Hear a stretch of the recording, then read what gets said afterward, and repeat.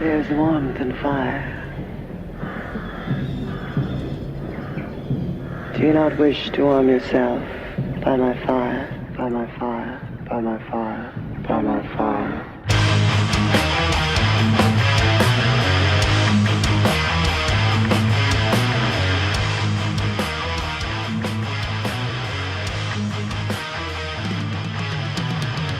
Creatures stir at nightfall. The outlook is bleak. Strange voices surround me. And you're listening to 91.3 FM WCUW in Worcester, Massachusetts, the Dr. Chris Radio of Horror show. And tonight on Radio of Horror, we have two of the band members from the metal band Altar of Dagon. We have Chapel and Rich. Chapel is the lead vocalist, and Rich is the lead guitarist. Thank you guys for coming on the show with us.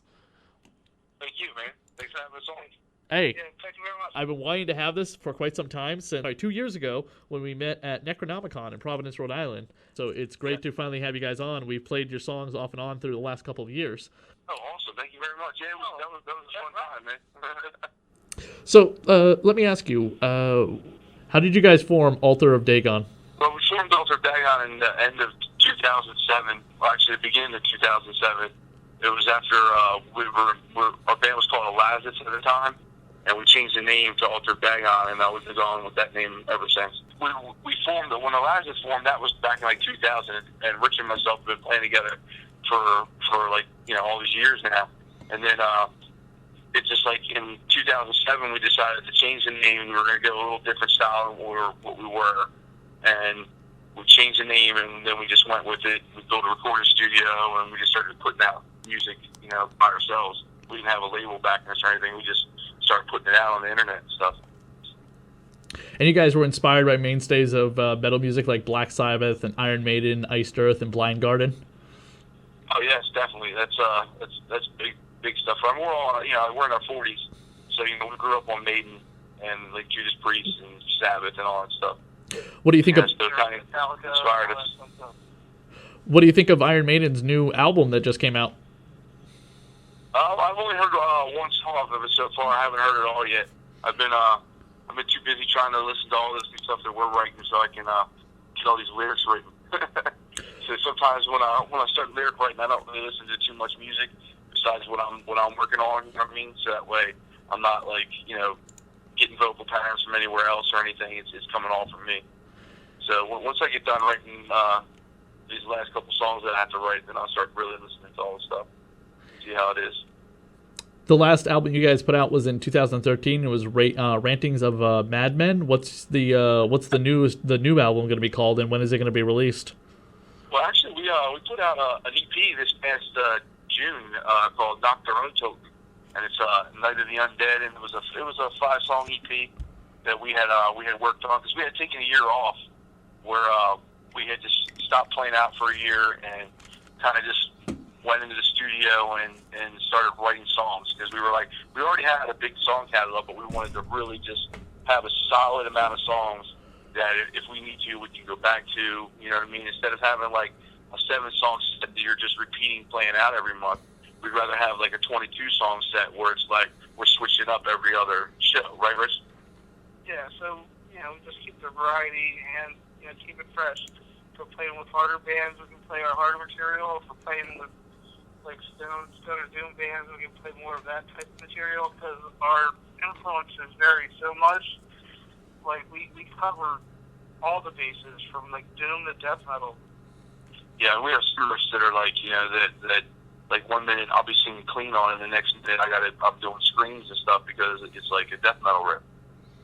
You know, it's just like we just wanted to hone our craft a little bit more. You know what I mean? We have been a band for a while, and we really just wanted to really put some solid work together. Like right now, we're sitting on a 46-song catalog.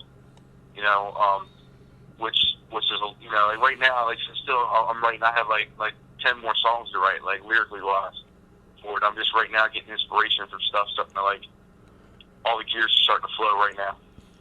Now, do you guys do this full time? I mean, yeah, well, not like full time. We all, you know, everybody works and stuff, but we have our own recording studio, Rich and myself, and we pretty much practice like 2 nights a week for 5 hours a night, and then Rich and myself, we do something with another band, so we're in that on the third day out of the week for like 3 hours. So it's nonstop, man. It's also too like we're all like a family in this band. It's not like like I'm just in a band with these guys. It's like we all hang out, And then I think that's what keeps us like fresh and musically, got the motivation to just keep playing and making awesome music. Trying to anyway. A lot of your work is, of course, your art is based on H.P. Lovecraft and old science fiction films. How familiar are you guys with Lovecraft? And I mean, how often do you have to keep rereading his stuff to come up with new ideas for the band? Well Richie, tell me.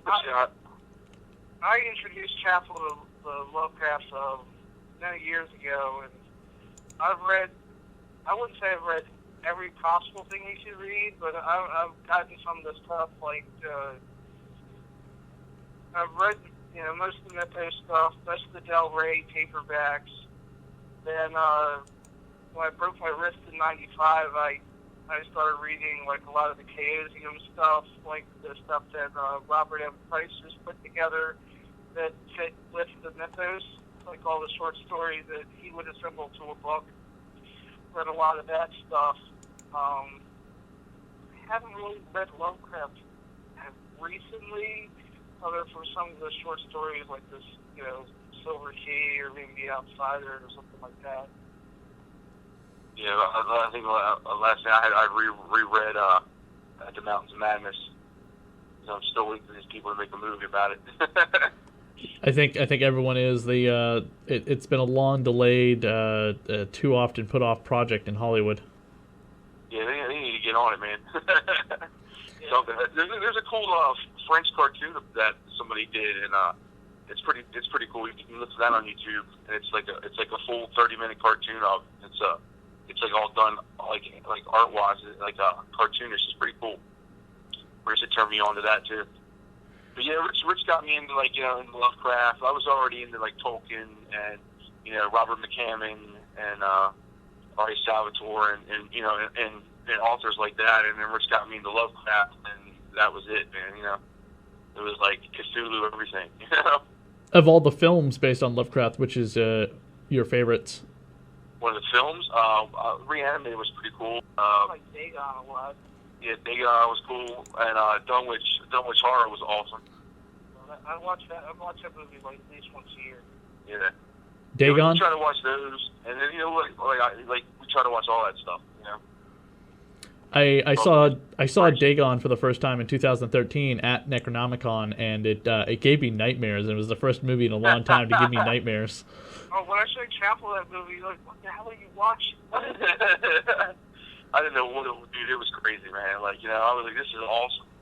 It goes to an island, this little island town, and it's like, all these fish people. It's great. And the squid woman, the princess, she was, that's something else. Yeah, Makes me want to have taste for. Makes me want to acquire a taste for calamari. I don't know. Yeah, you know what I mean? That's right there. She's like Ursula from The Little Mermaid, but hotter. Yeah. that was her brother, wasn't it? Yeah, that was her mother. Some wild stuff, bro. The song we're gonna play tonight was actually on the front page of your on your website. We're gonna be playing Forest of Despair and Battle of Ostagar. Ostagar, yeah. That's off of our Ranches album. That Battle of Ostagar was about Dragon Age, the video game Dragon Age Origins. Yeah, so that got into the whole Battle of Ostagar scene, man, and just playing that, and then I saw it, and then we had to come up with this riff, and I was like, "Where's the dog spawn, man?" And then we just rewrote that. So that song in the game Dragon Age? I don't play Dragon Age, so I'm not familiar with the game. I know what it is. It's not in the game. It was technically, I wrote it about the story. Okay. About it, and like some of the lines and stuff have to do with like stuff that happened in the story itself.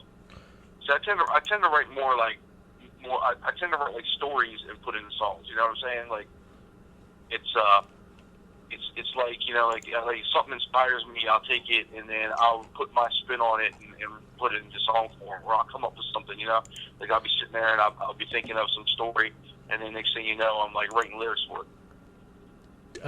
Sorry, Chapel. The other band that you're with is called Sleepy Hollow. Yeah, actually, Rich is in there as well. Yeah, Rick plays bass. Cool. What are some of the songs from that band? Right now, we don't. Right now, our album isn't released yet. We're with a record label called Pure Steel Records. Cool. And our record will be coming out at the beginning of the next year. Sometime around there. We don't have a really release date for it yet. But the only single that's out there with it is called "Bound by Blood." Have you guys seen the TV series Sleepy Hollow? I watched some of the show. I haven't really watched all of it. Lately, man, all I've been like I said, if I'm gonna watch something, it's like I've been watching like The Fear of the Walking Dead, and I was watching some Game of Thrones when it was on. I'm just waiting for Arrow to come back on. Yeah, and I'm really excited. Arrow's supposed to have Constantine on in the show this year. Oh, I know. I saw that. That's really cool. I was waiting for that like last year, but it never happened. So. And Gotham. Do you guys watch that? What is it? Gotham? Yeah, the Batman show. Yeah, Gotham's awesome. Now, did you guys hear that there's a movie coming out where the devil kidnaps a bunch of different writers throughout history, like Bram Stoker, Mary Shelley, Ray Bradbury, Edgar Allan Poe, H.P. Lovecraft, and he has them tell him tales? Awesome. Yeah. That sounds... Yeah, when's that coming out? I want to see that. Yeah, I forget who's playing H.P. Lovecraft, but like Jeffrey Combs, from Reanimator, is going to play Edgar Allan Poe again. Oh, wow. That's crazy. Have you ever seen the Ask Lovecraft stuff on YouTube? That stuff's like freaking great. I'm familiar with it a little bit, but not too much. I saw them at Necronomicon this year, but I didn't have a chance to go to their panels. Yeah, I haven't made it to a Necronomicon yet. I watch more YouTube than TV right now. My favorite TV show right now is like Rick and Morty. I haven't watched that yet, but I heard that's insanely popular, especially now that it came back. Oh, it's crazy weird. Like the Adult Swim style weird. But I will have to tune into the Ask Lovecraft stuff. It definitely looks really cool. There was a movie we were talking about at the con called Necronomicon. In it, once again, Jeffrey Combs is in it, and this time he plays H.P. Lovecraft. Have you ever seen it? Is this the early 90s one? Yeah, early to mid 90s. Yeah, it starts off with like the house over the ocean, and then it goes into other short stories. Like I think it has what's it called? The one about the guy in the air-conditioned house. It has to keep it like near freezing or it'll melt. Yep. And then it has the one with the crazy underground dwelling people, kidnap people on ambulances and stuff. Yeah, very similar to Clive Barker's. It was very similar to Clive Barker's Midnight Meat Train because he finds out the underground people are actually running everything above ground.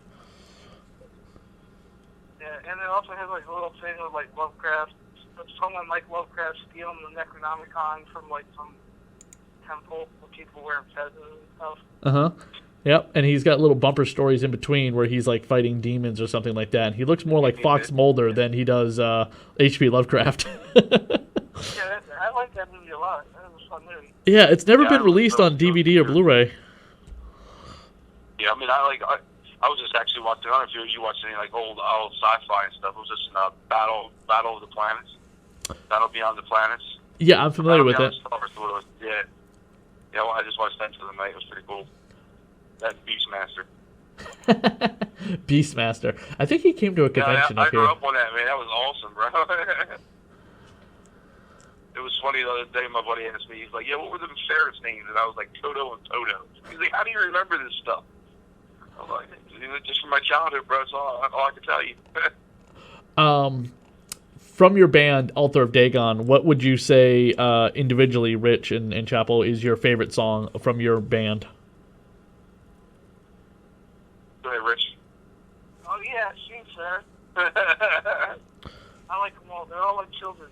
I like some of them more than others at times. Yeah.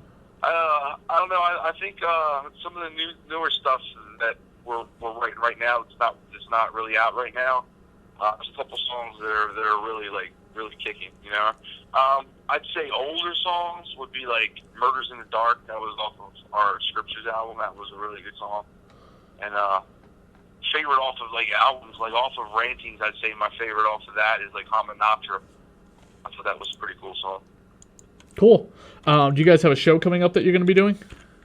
Yeah, actually, we have a couple shows, man. We're playing this Friday night in Claremont, Delaware, in Mojo 13, and this should be pretty cool shows with a bunch of our buddies' bands. It's a bunch of birthdays this month of all our friends in the local metal scene, so a bunch of the bands are playing together. And then we're playing a festival coming up called Hollowfest in October at Jamie McGinnis, Delaware, with it's a 2-night event. Altar of Dagon playing on Friday night, the 23rd, and Sleepy Hollow will be actually playing on the 24th. And it's going to be a lot of bands. There's like 14 bands, and 8 of them are all Pure Steel record bands. And it's going to be a lot of fun. They're going to turn the whole venue into like a horror place and stuff. So they have decorations and people running around in costumes and stuff. So it's going to be really cool. Yeah, Newcastle, Delaware. Cool. Yeah, it should be really awesome, man. We're really excited to be playing back out again with all these new songs. We're gonna be putting out another EP here next month, so we'll be dropping like 4 more songs. This should be pretty cool. And everyone can go to altarofdagon.com to check out your website and all your videos and albums, as well as Altar of Dagon on Facebook. You guys on Twitter too? Yep, we're on Twitter too. It's Altar of Dagon. Cool. Well, hey guys, we appreciate you taking some time out to come on the show with us to talk about Altar of Dagon, and we look forward to your next album coming out in 2016. Thank you very much, Dr. Chris, man. We appreciate you having us on, man. No problem, guys. And you take care, man. Hopefully I'll see you at NecronomiCON soon, all right? Yeah, next one's in 2017. Awesome, man.